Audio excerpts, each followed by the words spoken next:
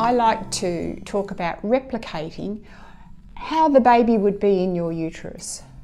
So sometimes little babies get tied up so tight that they can't move.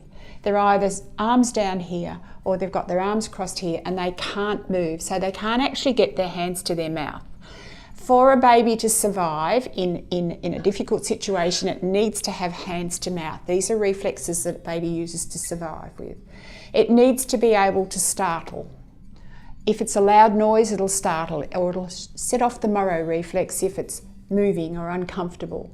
So it's really important that those reflexes are primed from little babies, not tied up. Imagine if you had to sleep for long hours being tied up, not being able to move your arms or your legs properly. So in the uterus, you know, the baby moves around in the water. It's quite buoyant. So when they get bigger, of course, they get into position ready for birth, but the water's still flowing around them. So that creates that lovely soft environment that allows them to stretch their legs and move their arms. Sometimes babies like to nurture. They like to put themselves in a nice comfy position, and it's often related to fetal position because they put their hands under here and they nurture themselves off to sleep, or they nurture themselves through a stressful situation. They must suck. They must be able to suck their hands. They must be able to suck their fingers.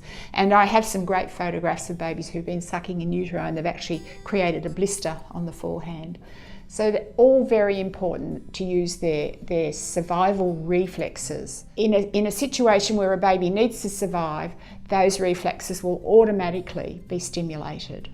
So my suggestion is, if you swaddle your baby gently, that replicates the uterus and the buoyancy and the movement, more of the movement because there's no fluid for buoyancy, but the movement, the baby will settle better than if it's struggling to get its hands out of a tight wrap to get to the mouth.